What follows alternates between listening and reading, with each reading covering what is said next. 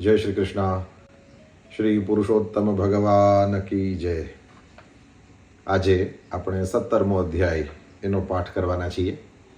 શ્રી નારદજી કહે છે કે હે કૃપાના સમુદ્ર શ્રી નારાયણ, તતઃ કિમ ભવત્તસ્ય પ્રબુદ્ધસ્ય તપોનિધેઃ તન્મે વદ કૃપા સિંધો શૃણવતામ પાપનાશનમ.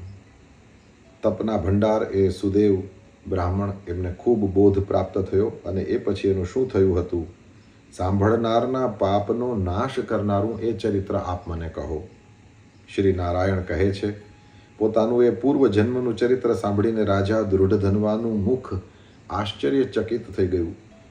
એ પછી આગળ સાંભળવા માટે ઉત્સુક જણાયો એટલે શ્રી વાલ્મીકી ઋષિ છે એ ફરીથી આગળથી કહે છે, ઇતિતાહ શીતલા વાચઃ સમાકર્ણ્ય પ્રિયા મુખાત સુદેવો ધૈર્યમાલંબ્ય હરૌ ચિત્તમ અધારયત.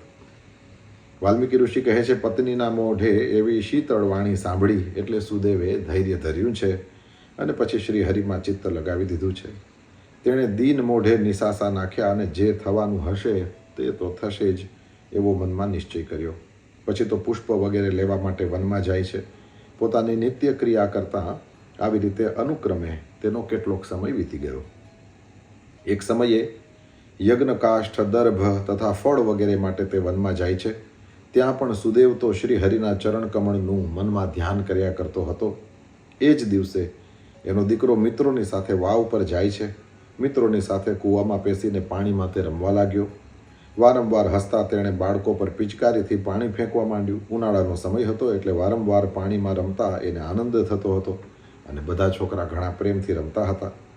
એવામાં ત્યાં ઊભેલા તેને છોકરાઓએ ભીડમાં લીધો એટલે મિત્રવર્ગના ભયથી એણે જલ્દી ઊંડા પાણીમાં નાસી જવાની ઈચ્છા કરી અને દૈવથી પ્રેરાઈને ત્યાં ઊંડા પાણીમાં પોતાનો શ્વાસ રોકીને એણે ડૂબકી મારી. પોતાના મિત્રોને તે છેતરતો હતો, પણ ત્યાં તે પોતે જ ગભરાઈ ગયો. ત્યાંથી બહાર નીકળવા માટે થઈને ખૂબ પ્રયત્ન કર્યા, પણ પાણી ઘણું ઊંડું હતું એટલે બહાર ના આવતા એકદમ પાણીમાં જ એ મૂંઝાઈ જઈને મરણ પામ્યો. એમ પાણીમાંથી બહાર ના આવ્યો એ જોઈને એની સમાન ઉંમરના બધા મિત્રો મનમાં બહુ જ ભયભીત થયા. હાહાકાર કરવા લાગ્યા. સઘળા એકદમ દોડી ગયા અને અત્યંત શોકપરાયણ થઈને એ વાત એણે તેની માં ગૌતમીને જણાવી છે. વજ્રપાત જેવી અતિ અપ્રિય બાળકોની એ વાતને સાંભળીને પુત્ર ઉપર પ્રેમવાળી ગૌતમી એ તો એકદમ બેભાન જ બની ગઈ, જમીન ઉપર ઢળી પડી. એ જ સમયે બ્રાહ્મણ સુદેવ પણ વનમાંથી આવ્યો છે અને પુત્રનું મરણ સાંભળીને એ પણ લાકડીની પેઠે બેભાન થઈને પૃથ્વી ઉપર પડ્યો છે. થોડી વાર પછી એ ભાનમાં આવ્યો છે અને એ બ્રાહ્મણ સ્ત્રી પુરુષ બંને જણા પેલી વાવ પર જાય છે અને પાણી ઉપર તરી આવેલા મરેલા દીકરાને એ ગૌતમી તો ભેટી પડી છે. એના શરીરને પોતાના ખોળામાં લઈને સુદેવ પણ પોતાના પુત્રના મુખ ઉપર વારંવાર ચુંબન કરવા લાગ્યો છે. પછી પોતાના ખોળામાં મરેલા દીકરાને વારંવાર તપાસવા લાગ્યો અને વિલાપ કરીને ફરી રડતો રડતો ગળગળા સ્વરે કહેવા લાગ્યો છે, હે દીકરા, મારા શોકનો નાશ કરનારી સુંદર વાણી તું બોલ. હે વત્સ, તારી એ વાણી શીતળ અને મનોહર છે. બોલીને તું મારા મનને હર્ષ ઉપજાવ. હે દીકરા, ઘરડા માતા પિતાને અહીં છોડી દઈને તું આમ જતો રહે તે યોગ્ય નથી. તારા મિત્રો તને વેદાધ્યયન કરવા બોલાવે છે. ઉપાધ્યાય તને હર્ષથી ભણાવવા માટે બોલાવે છે. જલ્દી ઉઠ. હે દીકરા, હજી સુધી કેમ સૂઈ રહ્યો છે? હું તને છોડીને ઘેર જવાનો નથી. મારું ઘરે શું કામ છે? હવે તારા વિના મારું મન વેરાન જંગલ જેવું લાગશે. ફલ અને મૂલ જેને પ્રિય હતા એવો તું મારી આગળથી જો ઉઠીશ નહીં તો હવે હું ફળ મૂલ લેવા માટે વનમાં જવાનું નથી, કારણ કે હવે મારે વનમાં જવાનું શું પ્રયોજન છે? અરે અરે, મારા કયા કર્મના પરિણામથી મારો દીકરો અકાળે મરણને પ્રાપ્ત થયો? મેં એવું નિંદ્ય કર્મ કર્યું નથી. અરે, બ્રહ્મ હત્યા કરી નથી. હે નિર્દય વિધાતા, હું ગરીબ છું, ઘરડો થઈ ગયો છું. મારો આ છોકરો મારી આંખ જેવો હતો, એને ખેંચી લઈને તે એવું બધું શું મોટું ફળ પ્રાપ્ત કરી લીધું છે? હું નિર્ધન છું. આ બાળક જ મારું ધન છે. આજે અમારો દંપતીનો આ એક જ આધાર છે. એને ખૂંચવી લેતા તને શરમ નથી આવતી? તું તો દયાળુ ગણાય છે, છતાંય મારા ઉપર કેમ નિર્દય થયો છે? અહો, આશ્ચર્ય છે, તારી આવી અવળચંડાઈ કેમ થઈ છે? અથવા મારા ભાગ્યને લીધે જ આમ બન્યું છે?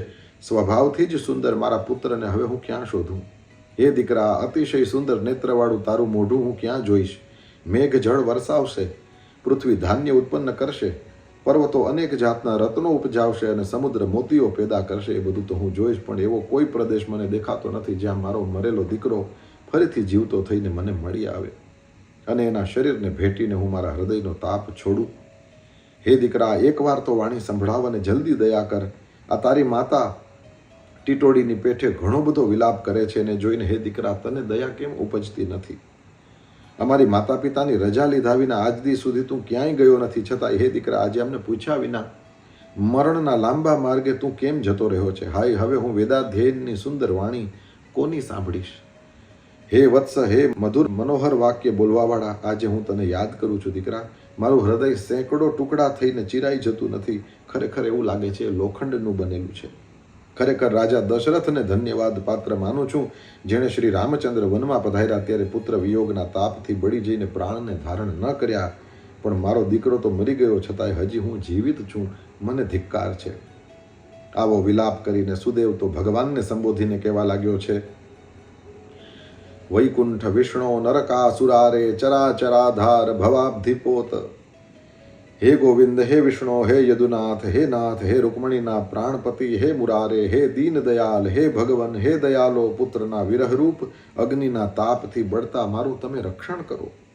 હે દેવાધિદેવ, હે સમગ્ર લોકના નાથ, હે ગોપાલ, હે ગોપીઓના ઈશ્વર, હે સુદર્શન ચક્ર ધારણ કરવાવાળા, હે યમુનાના ઝેરનો દોષ દૂર કરનાર, પુત્રના વિયોગરૂપ અગ્નિના તાપથી બળતા આપ મારી રક્ષા કરો. હે વૈકુંઠ, હે વ્યાપક, હે નરકાસુરના શત્રુ, હે સ્થાવર જંગમના આધાર, હે સંસાર સમુદ્રમાંથી તારવાવાળા નૌકારૂપ, હે બ્રહ્માદિ દેવોને નમન કરાયેલા ચરણવાળા, પુત્રના વિરહરૂપ અગ્નિના તાપથી બળતા આપ મારી રક્ષા કરો. ખરેખર મારા જેવો બીજો કોઈ ખરાબ નહીં હોય, જેણે દેવકીનંદન પરમેશ્વરના વચનનો પણ અનાદર કર્યો અને પુત્ર માટેની દુષ્ટ આશા કરી છે. પરંતુ દૈવે નષ્ટ કરેલી વસ્તુને કયો અભાગ્યો માણસ મેળવી શકે છે? આ પ્રમાણે શ્રી બૃહન્નારદીય પુરાણમાં પુરુષોત્તમ મહાત્મ્યમાં દૃઢધન્વાના ઉપાખ્યાનમાં સુદેવના વિલાપ નામનો 17મો અધ્યાય અહીં પરિપૂર્ણ થાય છે. શ્રી પુરુષોત્તમ ભગવાન કી જય.